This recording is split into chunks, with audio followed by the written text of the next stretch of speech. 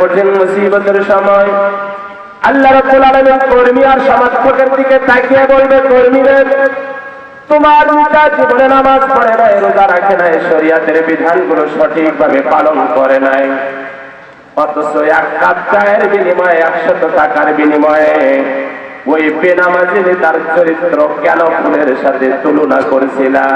জবাব না দেওয়া পর্যন্ত জান্নাতে যাওয়া যাবে কিয়ামতের কঠিন মুসিবতের সময় কর্মী আর সমর্থক পিতার দিকে তাকিয়ে বলবেন, কাজে দুনিয়ায় তোমার প্রশংসা করার কারণে, তোমার পক্ষে স্লোগান দেওয়ার কারণে কিয়ামতের কঠিন মুসিবতের সময় আল্লাহ রাব্বুল আলামিনের কাছে আমাদের জবাব দিতে হচ্ছে।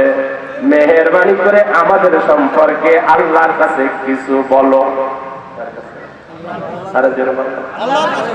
নেতা তখন বলতে পারবে তো?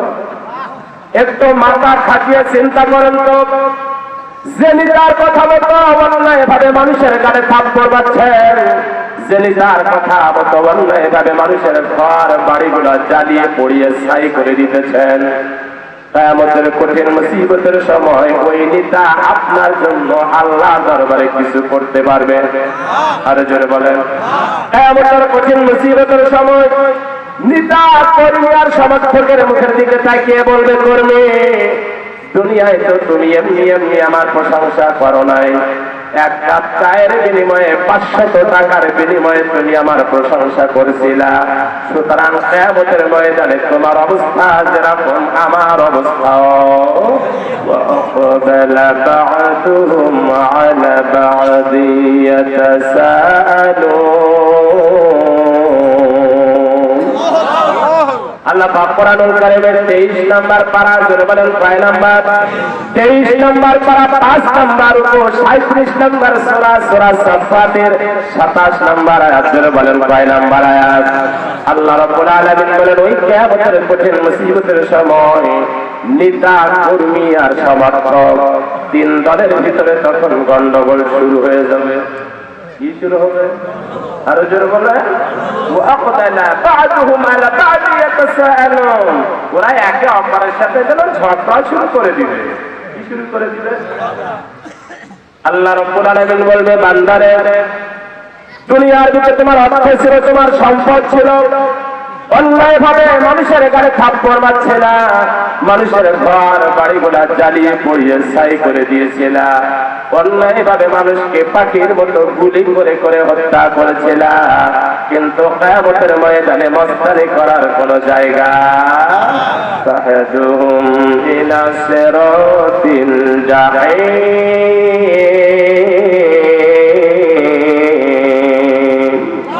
আল্লাহ রাব্বুল আলামিন ওই কিয়ামতের কঠিন মুসিবতের সময় জাহান্নামের ফেরেশতাদেরকে বলবে, ফেরেশতারা এই নেতা কর্মী আর সমর্থক 3 দলকে একসাথে করে আমার জাহান্নামের ভিতরে ঢোকায়া দাও। কিসের ভিতরে? এজন্য ভাই, এই পৃথিবীতে যার তার প্রশংসা করা যাবে, যার তার পক্ষে স্লোগান দেওয়া যাবে, অথচ রাসূলের পক্ষে যদি স্লোগান দেন, রাসূলের উপর যদি দুরূদ শরীফ পড়েন, কিয়ামতের কঠিন মুসিবতের সময় এই রাসূল আপনার জন্য কি করতে পারে? عن ابن مسعود رضي الله تعالى عنه قال قال النبي صلى الله عليه وسلم أول الناس في يوم القيامة أكثر من الصلاة، أو كما قال النبي صلى الله عليه وسلم فأكثر علي من الصلاة فإن صلاتكم معدودة علي. فقال يا رسول الله وقد أرمت، فقال يا رسول الله وكيف تورد صلاتنا يا رسول الله وقد أرمت؟ يقول قد بلغ. قال النبي صلى الله عليه وسلم إن الله قد حرم على الأرض أن تقول أجساد الأنبياء عليهم الصلاة والسلام، أو كما قال النبي صلى الله عليه وسلم।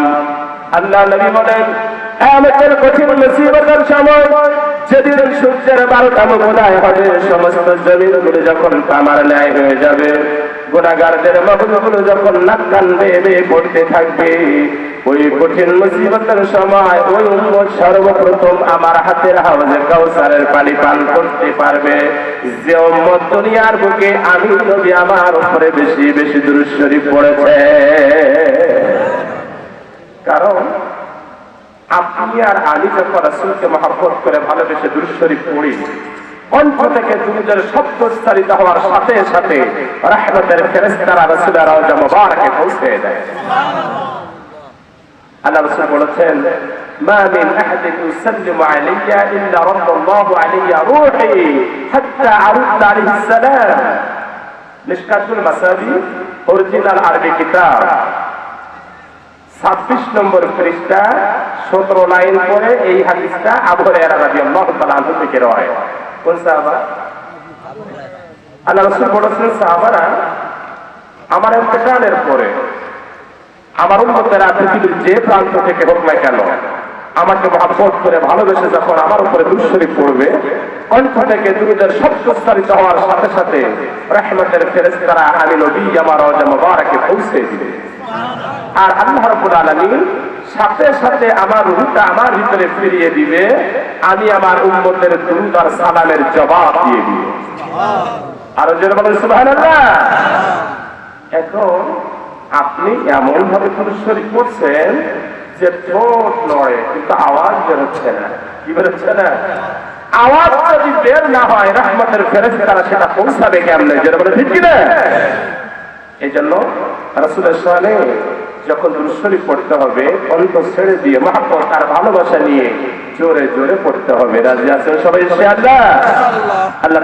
সুপ্রিয় সাংবাদিক বন্ধুগণ, প্রশাসনিক ভাইরা, বিশেষ করে উল্লেখযোগ্য আল্লাহর পেয়ারা বান্দা হযরত লুকমান যেদিন দুনিয়া থেকে বিদায় হয়ে যাবে, মানে এই যে আওয়াজটাই তার মর্মার অবস্থা, কলিজার টুকরা সন্তানেরা হযরত লুকমানের চোখে ধরে দাঁড়িয়ে আছে। আল্লাহর পেয়ারা বান্দা হযরত লুকমান ইন্তেকালের আগে কলিজার টুকরা সন্তানদের মুখের দিকে তাকিয়ে বললেন, ছেলেরা, আমার মন বলছে দুনিয়ার মায়াময় মুখ আমি হয়তো আর বেশি সময় দেখতে পাবো না, কিন্তু পিতা হিসাবে আমি লুকমান জীবনের শেষ ওসিয়াত করে গেলাম, জালিসুল উলামা ওয়া জাহিমুহুম বিরুকবাতাইকা ফা ইন্নাল্লাহা ইউহিল কুলুবা বিনূরিল হিকমা কামা ইউহিল্লাহুল আরদাল মাইতাতা বিওয়াবিলিস সামাম। আল্লাহর পেয়ারা বান্দা হযরত লুকমান কলিজার টুকরা সন্তানদেরকে জীবনের শেষ ওসিয়াত করে গেলেন, ও আমার কলিজার টুকরা সন্তানেরা, দুনিয়ার কোন আলেমের সামনে আল্লাহর কথা শোনার জন্য যখন বসে যাবে, কার কথা? আমরা কার কথা শোনার জন্য বসে আছি?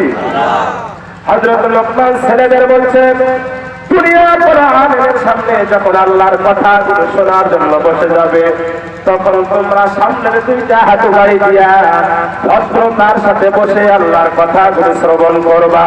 তোমরা যদি ভদ্রতার সাথে বসে আল্লাহর কথাগুলো শুনতে পারো, আল্লাহ রাব্বুল আলামিনের সাথে সাথে তোমাদের অন্তরের ভিতরে হেদায়েতের নূর আল্লাহ পয়দা করে দেবে।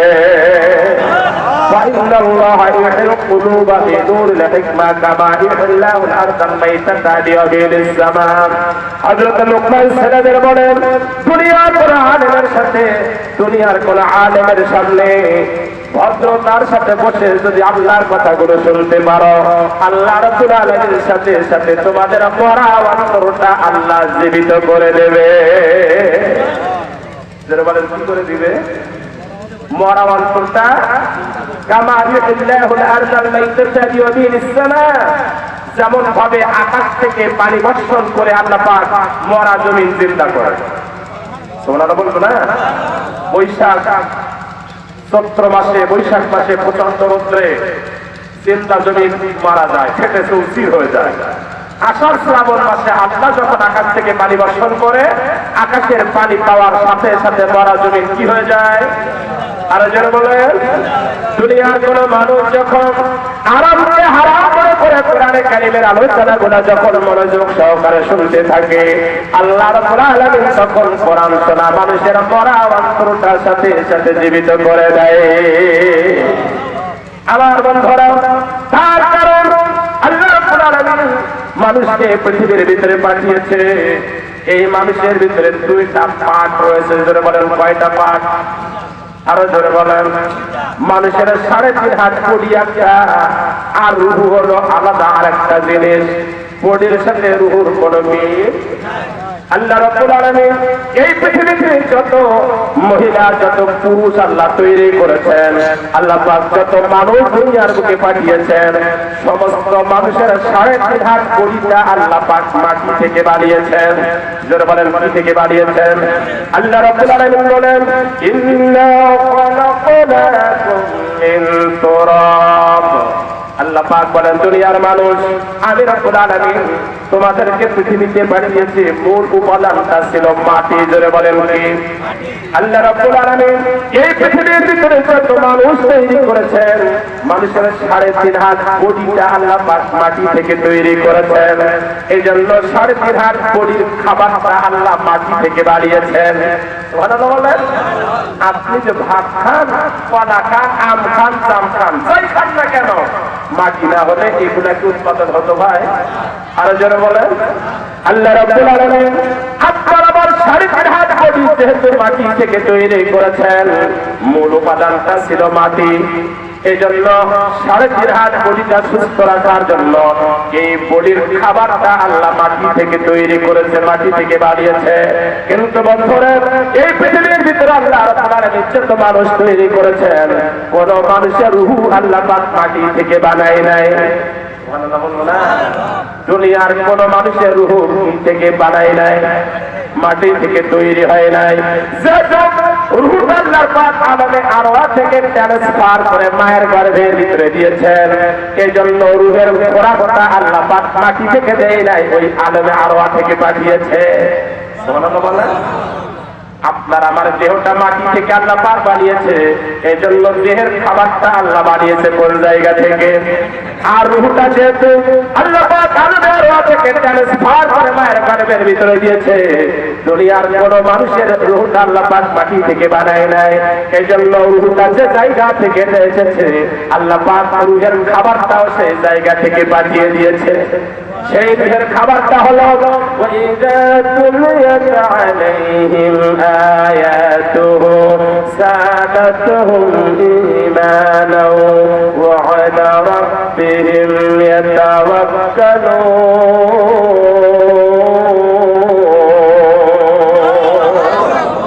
And when our relations are stated to them, that increase the faith and trust in the Lord. 9 নম্বর পারা ধরে বলেন কয় নম্বর? 9 নম্বর পারা, 9 নম্বর পারা 15 নম্বর রূপা 8 নম্বর সূরা সূরা আনফাল আয়াত নম্বর 2 শেষের লাইন। আল্লাহ পাক বলেন দুনিয়ার কোন মানুষ যখন মনোযোগ সহকারে আমার কোরআনের কারিমের ব্যাখ্যা, কোরআনের তাফসীর শুনতে থাকে,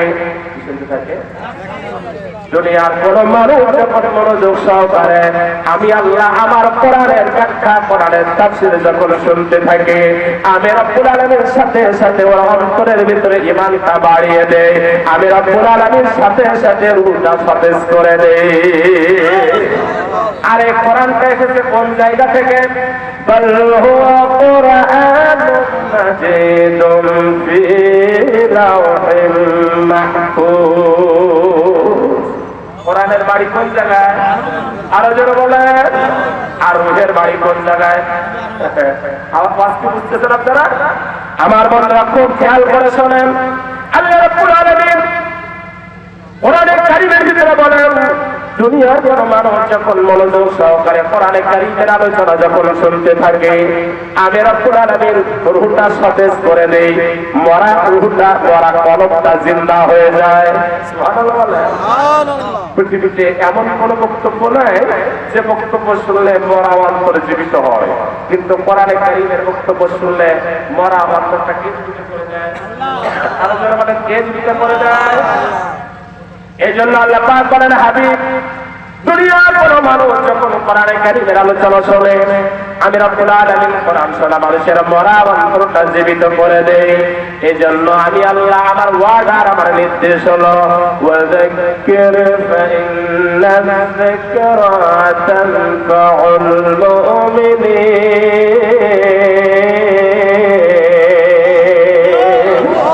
27 নম্বর পারা জোরে বলেন কয় নম্বর? 27 নম্বর পারা 2 নম্বর রূপে 51 নম্বর সূরা সূরা জারিয়াত 56 নম্বর আয়াত জোরে বলেন কয় নম্বর আয়াত? আল্লাহ পাক বলেন হাবিব দুনিয়ার কোন মানুষ যখন কোরআনে কারিমের আলোচনা শোনে, আমি আল্লাহ কোরআন শোনা মানুষের মরা অন্তর জীবিত করে দেই। এজন্য আমি আল্লাহ আমার ওয়াদার আমার নির্দেশ হলো ওয়াযাক্কির বিল কোরআন, আমার বান্দার সামনে তুমি কোরআনের আলোচনা করো। কোরআনের আলোচনা শুনলে মরা অন্তরকে জীবিত করে। এজন্য আল্লাহ তার হাবিবকে নবীকে নির্দেশ করছে, ওয়াদার করছে ওয়াযাক্কির বিল কোরআন, আমার বান্দার সামনে তুমি কোরআনের আলোচনা করো। সুবহানাল্লাহ বলেন। কোরআনের আলোচনা করার নির্দেশ দুনিয়ার কোন মানুষের না, আল্লাহ। আরো জোরে বলেন। আল্লাহ রাসূল মানুষের সামনে কোরআনের ওয়াজ করতে কার নির্দেশে? এখন আপনি যদি সেই কোরআনের আলোচনা বন্ধ করার ষড়যন্ত্র করেন, সেই কোরআনের মাহফিল 134 জারি করেন, আল্লাহর কসম কিয়ামতের ময়দানে আবু জেহেলের সাথে জাহান্নামে যাওয়া লাগবে। কারণ কোরআনের এই ওয়াজ করছি আপনার নির্দেশে নাই, নির্দেশটা আমাকে কে দিয়েছে? আল্লাহ পাক বলেন, হাবিব এই নির্দেশ আমি আল্লাহ দিলাম, তার কারণটা হলো ফাইন্না যিকরা তানফাউল মুমিনিন।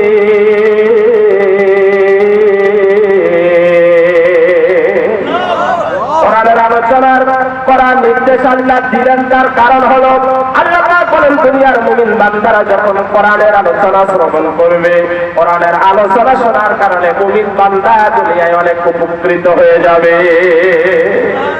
কোরআনের আলোচনা শুনলে মানুষ উপকৃত হবে, ওয়াদা কে করেছে?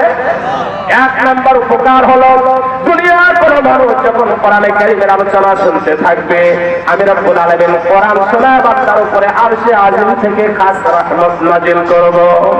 আন আবি হুরায়রা রাদিয়াল্লাহু তাআলা আনহু قال قال النبي صلى الله عليه وسلم وما استمع قوم في بيت من بيوت الله يتلون كتاب الله ويتدارسونه بينهم إلا نزلت عليهم السكينة وغشيتهم الرحمة وحفتهم الملائكة وذكرهم الله في من عنده كما قال النبي صلى الله عليه وسلم إن من عباد الله لأناس وهم بأنبياء والشهداء بكلام الشهداء من القيامة بمكان كان يقول يا رسول الله تخبرنا من هم؟ قال هم قوم تحبوا، قال هم قوم تحبوا بالله على غير أرحم بينهم।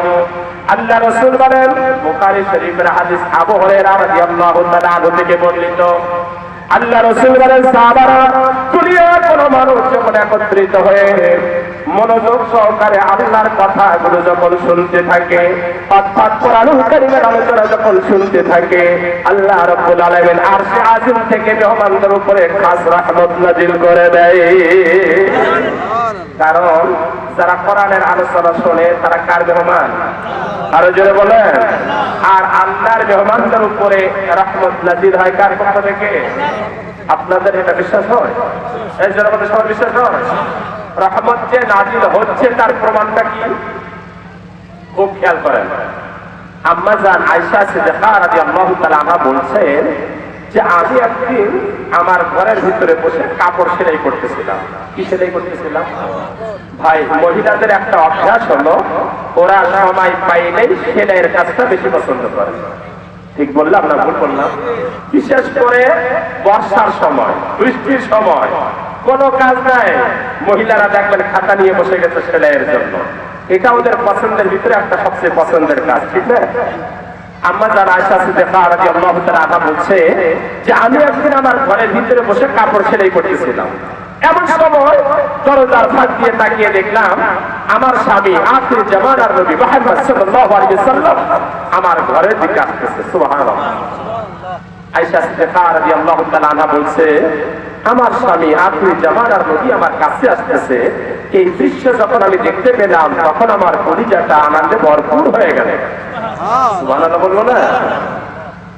কিন্তু কিছুক্ষণ পরে আমি লক্ষ্য করলাম আকাশ থেকে এত মুষলধারে বৃষ্টি পড়ছে। কি পড়ছে? এত মুষলধারে পানি পড়ছে, রাসূলের সমস্ত জামা কাপড়, সমস্ত শরীর বৃষ্টির পানিতে ভিজে যাচ্ছে। আমার জান আয়েশা সিদ্দিকা রাদিয়াল্লাহু তাআলা আনহা আফসোস করছে, আরে আমার স্বামী আখির জামানার নবী আমার কাছে আসতেছে আর বৃষ্টির পানিতে রাসূলের সমস্ত জামা কাপড় শরীরগুলা পানিতে ভিজে যাচ্ছে। ঠিক আছে, রাসূল যখন আমার ঘরের ভিতরে প্রবেশ করবে তখন আমি আমার নিজের কাপড়ের আঁচল দিয়া রাসূলের সমস্ত শরীর মাসাও করব। সুবহানাল্লাহ। তো বললেন আপনাদের স্ত্রীরা দেয়? কার কার স্ত্রী স্বামী বৃষ্টির পানিতে ভিজে পড়ে আসতে পারে গামছা দিয়ে নয়, নিজের কাপড়ের আঁচল দিয়ে সমস্ত শরীর মাথাও করে দেয়? একটু হাত কিছু করে দেখান তো দেখি। আরে এ কারণ বউ এ কাম করে না? আম্মা জান আয়েশা সিদ্দিকা রাদিয়াল্লাহু তাআলা আনহা বলছে, আমি মনে মনে ইরাদা করছিলাম রাসূল আসলে আমার নিজের কাপড়ের আঁচল দিয়ে রাসূলের সমস্ত শরীর কি করে দিব? মাসাও করে দিব।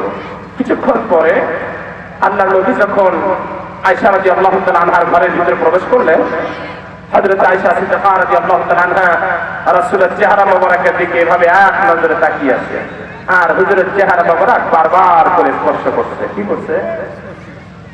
আল্লাহ রাসূল বলছে, আয়েশা কি হয়েছে তোমার? আমি প্রত্যেক দিন তোমার ঘরের ভিতরে প্রবেশ করি, কিন্তু আমার দিকে এভাবে পাগলের মতো তো কোনোদিন তাকিয়ে থাকো না, আর আমার শরীরে তো বারবার করে এভাবে স্পর্শ করো না, কি হয়েছে? আম্মা জান আয়েশা সিদ্দিকা রাদিয়াল্লাহু তাআলা আনহা নবীজির মুখের দিকে তাকিয়ে বলে, ইয়া রাসূলুল্লাহ, ইয়া হাবিবাল্লাহ, হুজুর আপনি যখন আমার ঘরের দিকে আসতেছিলেন, দরজার ফাঁক দিয়ে তাকিয়ে দেখলাম আকাশ থেকে এত মুষলধারে বৃষ্টি আপনার গায়ে পড়তেছে, আপনার সমস্ত জামা কাপড় সমস্ত শরীরগুলা বৃষ্টির পানিতে ভিজে যাচ্ছিল। ইয়া রাসূলুল্লাহ, আমি আয়েশা মনে মনে ইরাদা করেছিলাম, ইচ্ছা করলাম আপনি যখন ঘরের ভিতরে প্রবেশ করবেন আমি আমার নিজের কাপড়ের আঁচল দিয়ে আপনার সমস্ত শরীরগুলা মাসা করে দিব, কিন্তু হুজুর গো আপনি যখন ঘরের ভিতরে প্রবেশ করেছেন আপনার গায়ে আমি আয়েশা পানির কোন আলামত তো খুঁজে পাই না, আমি তো পানির কোন চিহ্ন দেখতেছি না, অথচ আমি দেখলাম কি করতেছে। আল্লাহ রাসূল বলছে, আয়েশা তুমি যখন আমাকে দেখতেছিলে তখন তোমার হালাত কেমন ছিল? তুমি কোন অবস্থা দেখতেছিলে?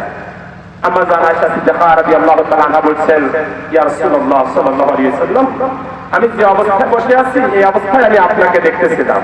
পার্থক্যটা হলো এই, আমি যখন আপনাকে দেখতেছিলাম তখন আপনার ব্যবহৃত রুমাল আমি আয়েশা আমার মাথায় ছিল। আল্লাহর নবী আয়েশা সিদ্দিকা রাদিয়াল্লাহু তাআলা আনহার মুখের দিকে তাকিয়ে বলে, আয়েশা মিথ্যা কোনো জিনিস দেখতে পারো না রে আয়েশা, মিথ্যা কোনো জিনিস তুমি দেখো নাই।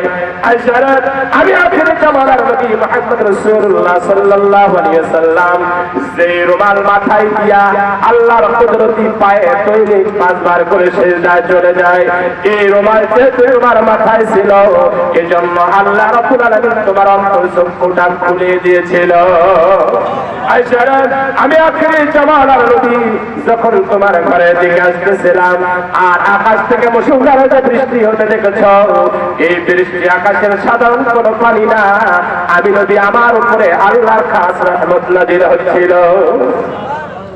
আয়েশা সিদ্দিকা রাদিয়াল্লাহু তাআলা আনহা নবীজির মুখের দিকে তাকিয়ে বলে, ইয়া রাসূলুল্লাহ, ইয়া হাবিবাল্লাহ, আপনার উপরে যে রহমতের পানি আমি পড়তে দেখেছি, আপনার ইন্তেকালের পরে আপনি দুনিয়া থেকে চলে যাওয়ার পরে এই রহমতের পানি আর কারোর উপরে পড়বে নাকি? আল্লাহর নবী বলেন, আয়েশা রে আমার উম্মতের ভিতরে যারা হারামকে হারাম করে আমার মাওলাকে পাওয়ার জন্য কোরআনে কারীমের ময়দানে বসে কোরআনের আলোচনা শুনতে থাকবে, কোরআন শোনা উম্মতের উপরে এভাবে আল্লাহর রহমতের বাড়ি ধারা বর্ষণ হবে। কারণ যারা কোরআনের আলোচনা শোনে তারা কার মেহমান? আরো জোরে বলে, কোরআনের আলোচনা শুনলে এক নাম্বার লাভ রহমত পাওয়া যায় কার পক্ষ থেকে? দুই নাম্বার লাভ হচ্ছে কোরআনে কারীমের আলোচনা যখন বান্দা শুনতে থাকে আল্লাহ পাক কোরআন শোনা বান্দার জীবনের গুনাহগুলি বেশি বেশি মাফ করে দেন।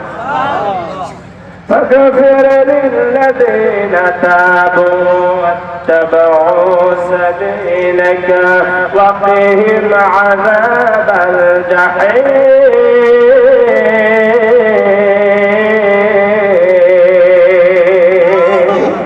24 নম্বর পারা 24 নম্বর পারা 6 নম্বর 40 নম্বর সূরা আল মুমিন 7 নম্বর আয়াতের বলেন 6 নম্বর আয়াত দুনিয়ার কোন মানুষ যখন কোরআনে কারীমের আলোচনা শোনে আর শাসন বহনকারী ফেরেশতারা আল্লাহর কাছে দোয়া করে, রব্বুল আলামিন তোমার যে বান্দারা আরামকে হারাম মনে করে নিজের গুনাহের কথা স্মরণ করে, নিজের পাপের কথা স্মরণ করে, মনে মনে তওবা করে কোরআনে কারীমের আলোচনা শুনতেছে, ওই কোরআন শোনা বান্দার জীবনের সব গুনাহগুলি তুমি মাফ করে দাও।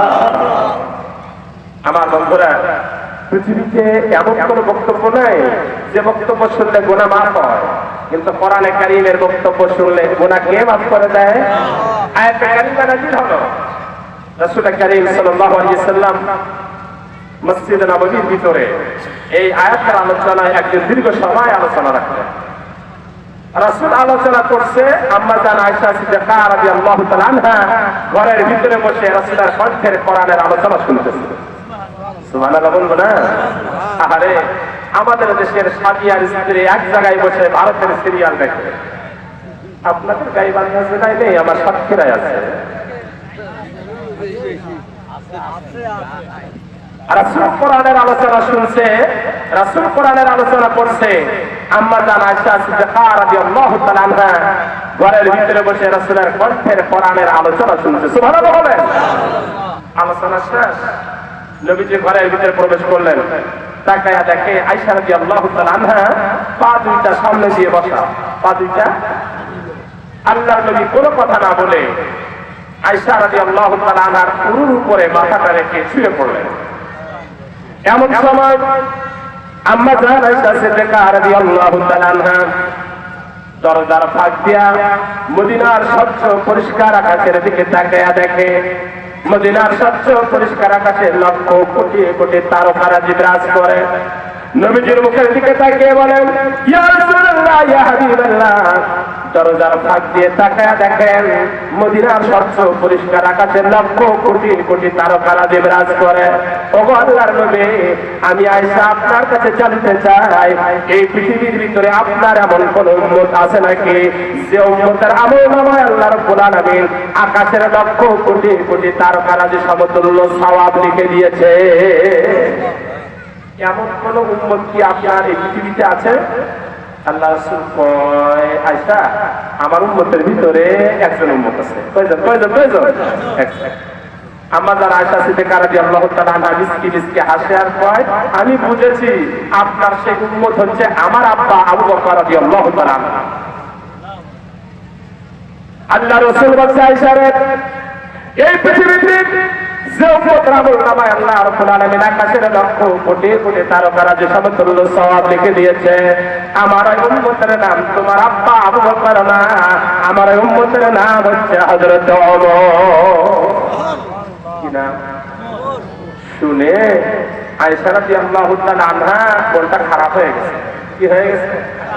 কারণ আয়েশা রাদিয়াল্লাহু তাআলা আনহা চিন্তা করছে, রাসূল আমার আব্বার কথা বললো না তো বললোই না, তাও আবার বলছে আমার সতীনের বাপের কথা। কার কথা? এই পৃথিবীতে মহিলাদের কাছে সবচেয়ে বড় শত্রু হলো দুইজন। কয়জন? আরো জোরে বলেন। এক নাম্বার সতীন, দুই নাম্বার ননদ। এক নাম্বার সতীন বলেন, স্বামী যদি দ্বিতীয় বিবাহ করে কি বলে? হাফসা রাদিয়াল্লাহু তাআলা আনহার আব্বার নাম হলো ওমর রাদিয়াল্লাহু তাআলা আনহু, আর হাফসা রাদিয়াল্লাহু তাআলা আনহা রাসূলের স্ত্রী। কার স্ত্রী? এখন আল্লাহ রাসূল যখন আয়েশা রাদিয়াল্লাহু তাআলা আনহার আব্বার কথা না বলে হাফসা রাদিয়াল্লাহু তাআলা আনহার আব্বার কথা বলেছে, সাথে সাথে আয়েশা রাদিয়াল্লাহু তাআলা আনহার মন কি হয়ে গেছে? আল্লাহ রাসূল তাকায় দেখে আয়েশা রাদিয়াল্লাহু তাআলা আনহা মনটা মলিন করে বসে আছে। আল্লাহ রাসূল বলছে, আয়েশা রে, আমি তোমার আব্বার কথা বলি নাই, এজন্য বুঝি তোমার মনটা খারাপ হয়ে গেছে। আরে আয়েশা, তুমি তো জানো না এই পৃথিবীর ভিতরে আমার যত উম্মত রয়েছে সব উম্মতের আমলনামা যদি এক পাল্লায় রাখা হয়, আর তোমার আব্বা আবু বকরের আমলনামা যদি আরেকটা পাল্লায় রাখা হয়, দুনিয়ার সব উম্মতের থেকে তোমার আব্বা আবু বকরের আমলনামার পাল্লাটা ভারী হয়ে যাবে। শুনে আয়েশা রাদিয়াল্লাহু তাআলা আনহা খুব খুশি হয়ে গেল। কি হয়ে গেল? কারণ দেখবেন এই পৃথিবীতে মহিলারা সবসময় বাপের বাড়ির প্রশংসা শুনতে ভালোবাসে। ঠিক বললাম না ভুল বললাম? তার বাস্তবতা হলো আপনি আপনার স্ত্রীকে আদর করছেন 2 ঘন্টা যাবত, কয় ঘন্টা? 2 ঘন্টা ধরে আপনি আপনার স্ত্রীকে আদর করছেন। দেখবেন 2 ঘন্টা পরে ওই স্ত্রীর সামনে আপনার শ্বশুরের একটা খারাপ সাইড তুলে ধরবে। দেখবেন 2 ঘন্টার আদর 1 সেকেন্ডে শেষ। ঠিক না বেশি? আর আপনার স্ত্রীর সাথে আপনার ভালো বলে না, সম্পর্ক ভালো চলছে না, কিছু সময় পরে ওই স্ত্রীর সামনে আপনার শ্বশুরের একটা ভালো সাইড তুলে ধরবেন। দেখবেন কিছুক্ষণের মধ্যে সব গন্ডগোল মীমাংসা হয়ে গেছে। ঠিক বললাম না ভুল বললাম? পৃথিবীতে মহিলারা সব সময় বাপের বাড়ির প্রশংসা শুনতে। আল্লাহ রাসূল যখন বলেছে আয়েশা রে, পৃথিবীর সব উম্মতের আমলনামা যদি এক পাল্লা রাখা হয়, আর তোমার আব্বা আবু বকরের আমলনামা যদি আরেকটা পাল্লা রাখা হয়, দুনিয়ার সব উম্মতের থেকে তোমার আব্বা আবু বকরের আমলনামার পাল্লাটা ভারী হয়ে যাবে। আয়েশা রাদিয়াল্লাহু তাআলা খুশি হয়ে গেলেন। নবীজির মুখের দিকে তাকায় বলেন, ইয়া রাসূলুল্লাহ, ইয়া হাবিবাল্লাহ, আমি আয়েশা স্ত্রী হিসাবে আপনার কাছে জানতে চাই, এই পৃথিবীর ভিতরে আল্লাহ রাব্বুল আলামিন বান্দার গুনাহগুলি কোন সময় বেশি বেশি মাফ করে দেয়?